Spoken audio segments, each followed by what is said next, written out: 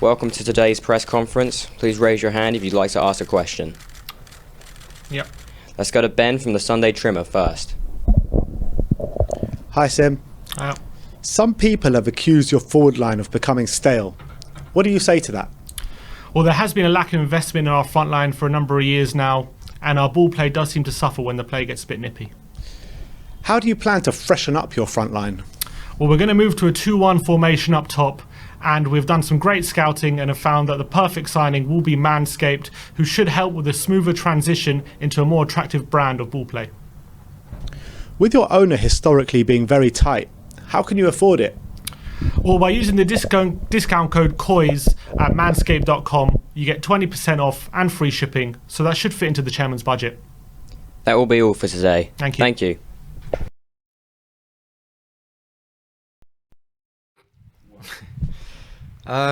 Si, John, welcome to your first watch along with me, and we've just lost 3-1 to the Goonbags, and in one of the worst performances I've actually seen in a North London derby.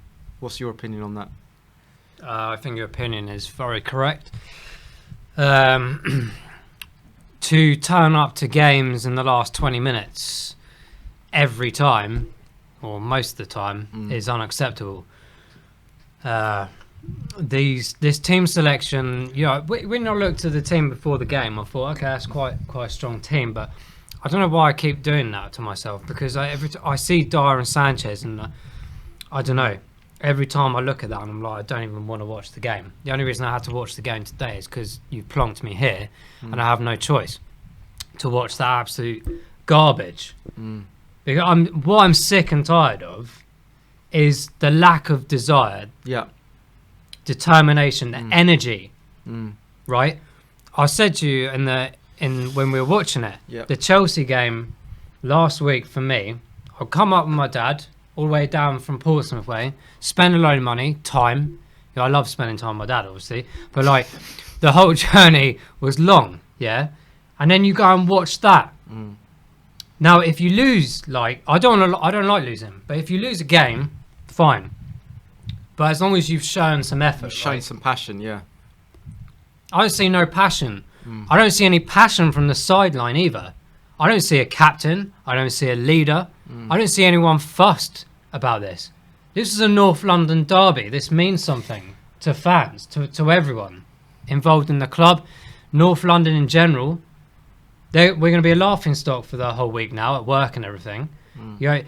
That's the least of our concerns. I couldn't care less about tomorrow's nonsense in the office or whatever. It's more about what's going to be done about this. Nothing's going to change. You know what's really upsetting? That was probably the first time I've seen us play a North London derby where it really looked like we didn't give a shit.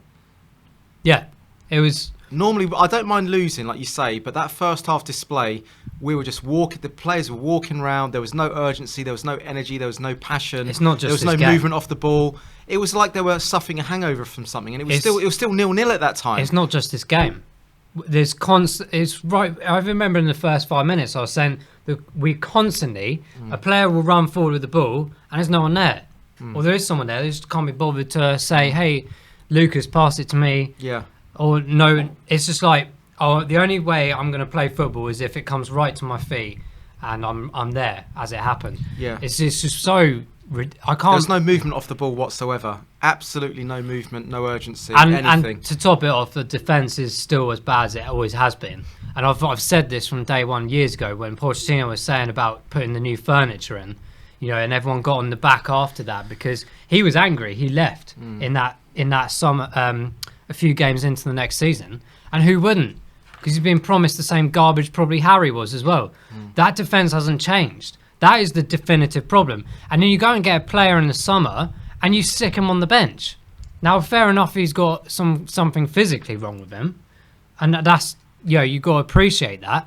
But you got players like Skip and Hill, like absolutely fantastic players, creative player. And one of the best, I believe, I know he's still young, but I believe he's probably one of the best defensive midfielders in the country for sure, after maybe Kante of Chelsea. And you'll see that as the season goes on, why I will be right about that. And I think, why do you continue to play the same garbage players every single week. Yeah, because the argument is they won 3 games on the trot with that defence. But the performances weren't great in those first 3 games, let's be honest. Yeah, but the argument is if you just won 3 games on the trot and you haven't conceded a goal, would you keep the same defence?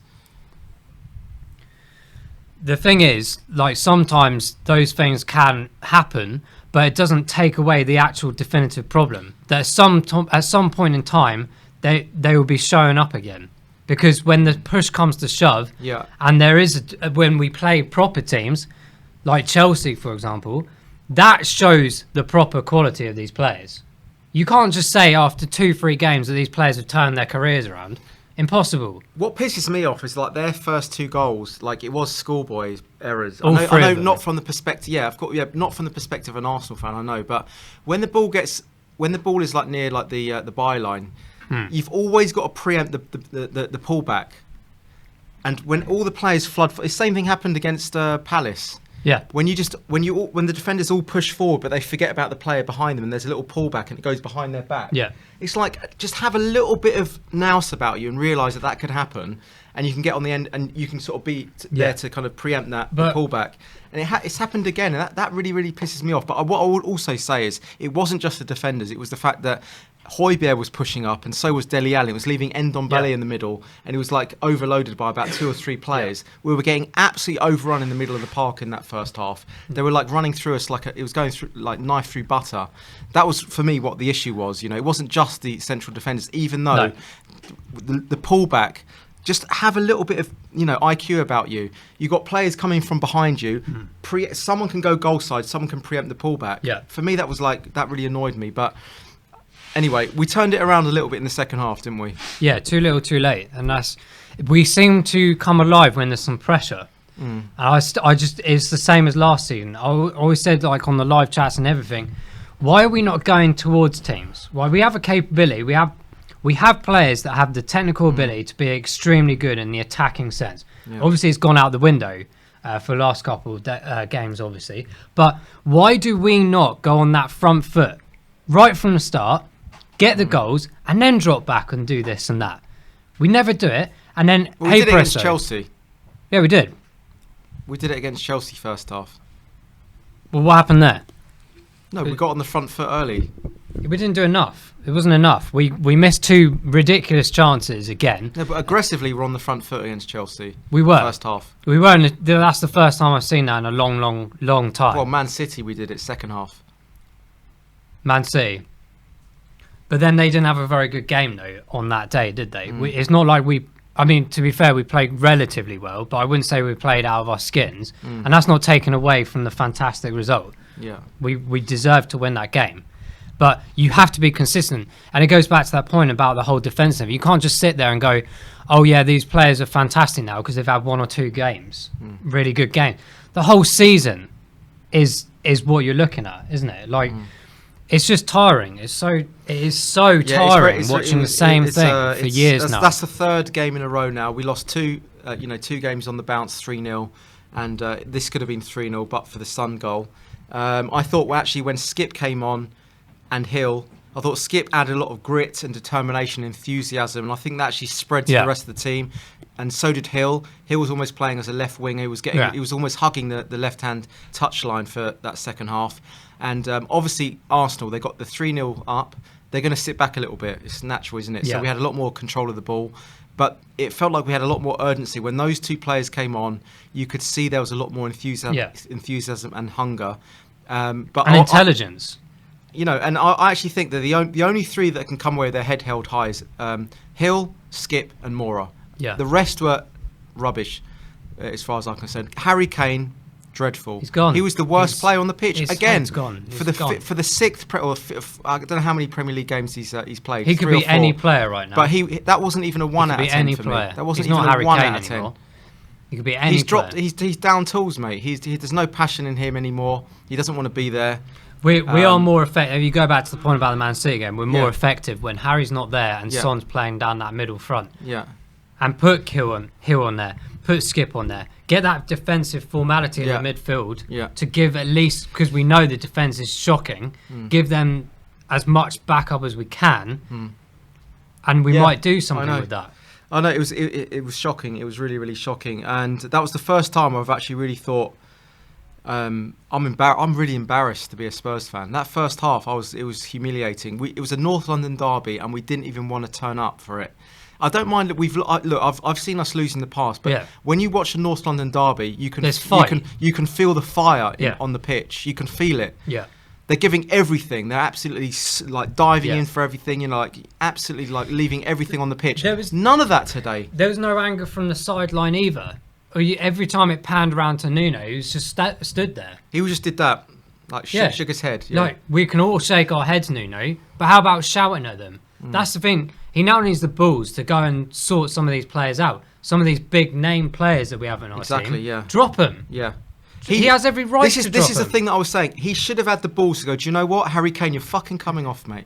Yeah. You are coming off the field because you're not good enough, but you won't do it because it's Harry Kane. This is the issue that I have. It's just like there's too many players that are above the law with our club. They're above the law. You got players like Scarlett that want to give the opportunity. Obviously, like he may not be ready and whatnot. But he probably wants it more. How do you know he's not ready? Go and play the man. More. Yeah. Of course he does. Of course he want to play it. Like what I want to see next week. Who we got next week is whoever it is. I don't care. Don't play Harry Kane. Yeah. Don't play half of that team. Put the substitute players. Play the players that want to actually like give their everything. Put Romero back in there. Switch Tanganga in the central defence as well, so he can learn off Romero. Play Emerson at the back. Left, we've got no choice but to play whoever's there, regardless. Yeah. You might have a bit more strength and mentality around it. Tanganga has an excuse versus the other two that are playing central defence. Sanchez costs a lot of money. He's been there 4 or 5 years. Yeah, hasn't improved, has he, really? Zero development.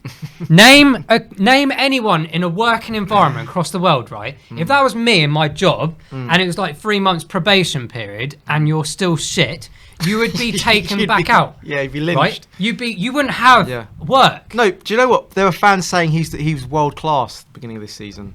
No, what would you say to that? It was one. Listen, when I saw that City game, I thought, okay, you pick up your head and you go, well, maybe finally he's realised he's had a nice summer to realise how terrible he's been the last 3 or 4 years and woken up. But I did, in the back of my mind, say, this is just a few games. We'll see what they're really made of.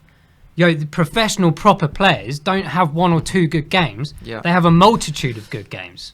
That's why teams win things. We have 1 or 2 good games, and then all of a sudden 90% of the fan base is but do you know what I would say? Fantastic. Ironically, even despite that, he was actually. There's a few moments where he actually saved us as well. Second half, like a few diving headers and stuff like that. You know what I mean? I think collectively at the back it was a shambles. It's a shambolic. It has been for a long time. This is not a. And this is a long. We knew that Dyer and Sanchez were going to revert to type at some point this season. Yeah, we kind of all knew that, didn't we?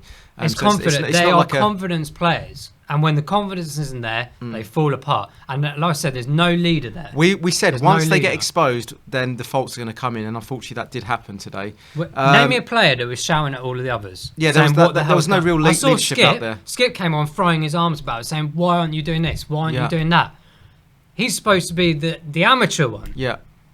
But there is no one. Yeah. Hugo, like I said in the thing, he's soft. Like, he's a very, very nice man.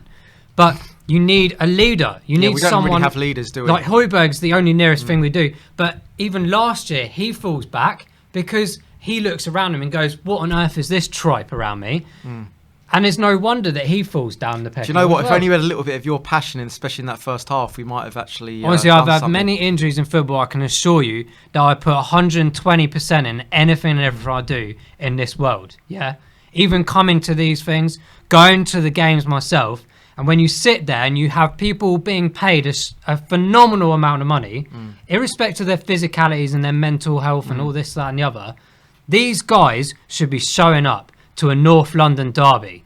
They didn't even show up for a North London derby. That's what really upsets me, angers me actually, and also it kind of scares me a little bit, the fact that I throughout the years I've watched us turn up for North London derbies, and yes, we've lost, but we've really shown up and we've like really battled, and we've blood, sweat, and tears are on that pitch. That's a battle. Today we didn't give a shit. It's a battle, and you respect that battle, and you go, do you know what? They played better than us. Yeah, but today we didn't give a shit. Play better than us. We let them do everything. They're a mid-table team still. As are we, and they look like prime Barcelona at times. The harsh reality is, We are not what we think No, we we're are, a mid-table and team. not what we were aiming for 5 years ago.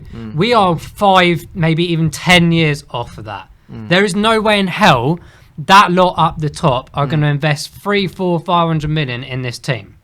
They'll go all day long doing the NFL games, boxing, this and the other. We will not see a penny of it because it goes into the pockets. It goes into the pockets of the owners in America. That's where it goes. Fans are nothing now because our seats will be taken by tourists. No offense, but they will be taken by tourists. They don't care. They don't care about as this long as anymore. they pack the stadium. Yeah. Yeah. They don't care. Yeah. I'm tired of it. It's a dark day to be a Spurs fan. I have to be honest with you. It's a dark day. It's a long to be time Spurs coming. fan. Especially that first half display. It was a real sobering experience. I have to say. I've never seen us turn up for a North London derby with that little heart, desire, passion, commitment, grit, determination. All of it. It was just completely limp, completely fucking limp, and just like it's heartbreaking. It's really heartbreaking to see. Anyway, yeah, you can see how much it means to me inside. It's dreadful. It's dreadful. I don't know what Ben and Sim thought of the game. I don't know what the fans thought who were there. I mean, they cut to the fans at one point, and they were just, you could see the disbelief in everyone's faces, and just, it's like a funeral. It's unacceptable. It's unacceptable. It is unacceptable. To What do you turn think up about in that what attitude. do you think about, Nuno's part in this all this? I mean, the lineup. I thought we'd have all agreed that the lineup was all right before the game. We'd have said it's okay. I always it's have all right. questions about the back four, regardless. Yeah. Like who's picked. Like we can't change that unless you play Romero. Like I said, I don't know what was wrong with him to not play. There must have been a reason, right? You don't leave out big players for big games like this. Nuno, to me, I don't see enough. I don't. He's a nice guy as well, obviously, but that's not what we need. We need someone that, like Jose, who's going to go, Dele, you're not playing for 6 months until you sort yourself out. Yeah. Irrespective of the fans, I feel very sorry for him, or this, that, and the other. Well, now we see exactly why Jose was doing it. Because Dele, again, today was doing nothing. Nothing. Losing balls, trying flicks. Trying nutmegs in the worst positions on the pitch. Just play football. I couldn't care less how many nutmegs. And it's in training during the week, going, I hope you got that on camera. Brilliant, mate. You do all this in training, but you don't do it when it matters. I couldn't care less about the social media following of YouTube having all the praise of their players and the training on YouTube. Like, I want to see it in action in the game. Yeah.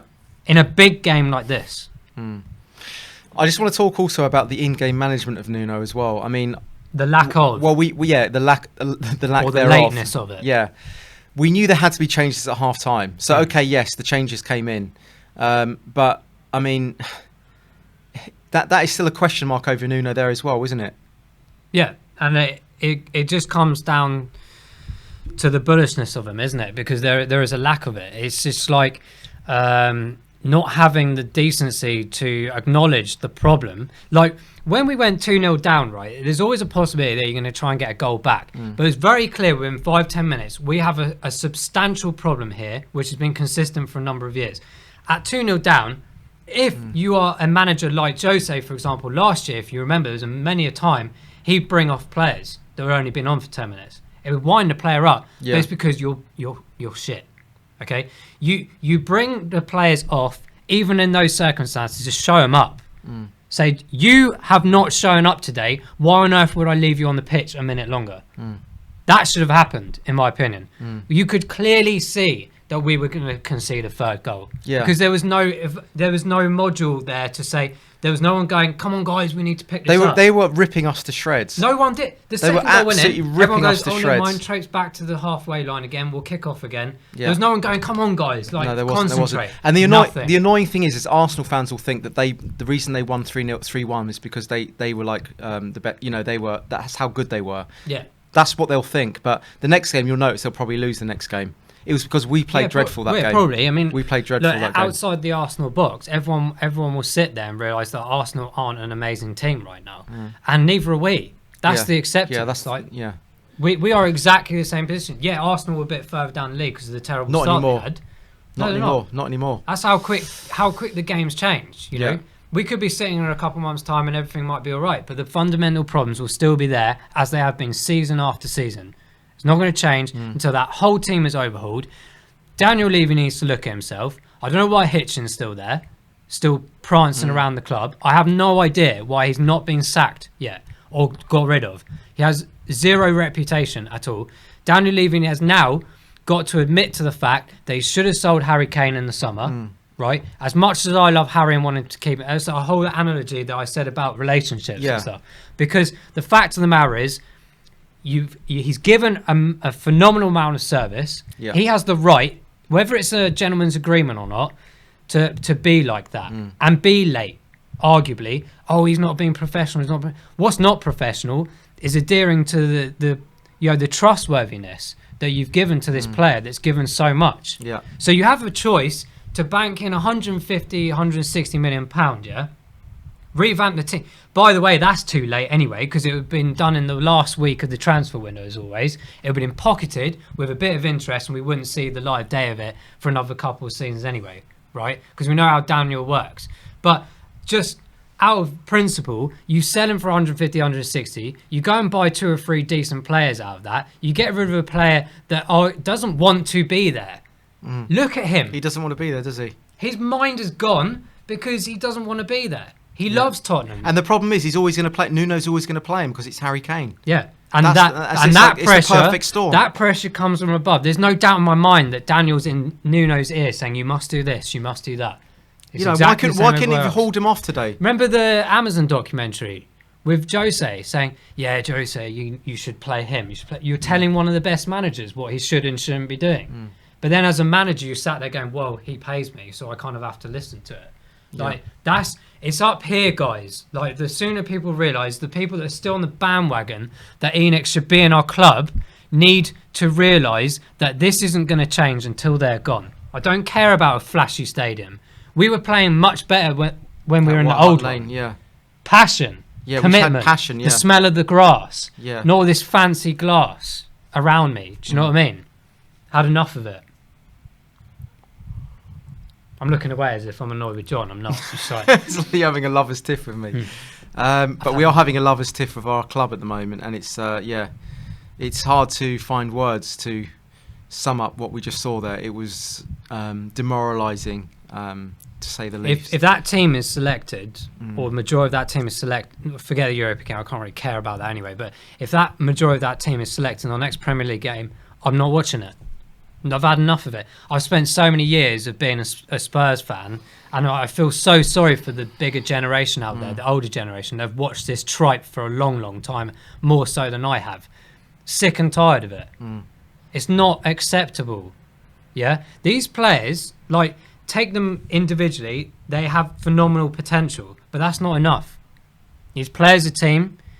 You need to give 110, 120% and they every weren't, game. Were they? And that's the thing, they weren't today. No. It frightened me how little they wanted it. We got obliterated last week against Chelsea in our second half. Yeah. Why on earth in your head do you not think Chelsea are going to come out at us in this half, but no one cared? Just walking around. The 2-3 goals that we can see, pretty much the same principle of what we saw today. The Palace game, that was Nuno's fault in my opinion. It's just a concussion of nonsense for the last couple of seasons. And it won't change. It won't change until Enoch are gone. Or a magical fairy comes along with £200-300 million for free and says, here you go and spend this. Yeah. Even then it won't happen. Even then that won't happen. Even if it did happen, it still probably wouldn't help us because the problems are at the top. I totally agree with that. Anyway, I wish we could have shown even a tenth of the passion that Sides showed today. We might have stood a chance. But anyway, we're going to go into the post-match fan show. And we can have some, if we get any fans on, if they want to talk to us, they can come on, have their say, and we'll field your calls. All right, guys, come on, you Spurs, I guess.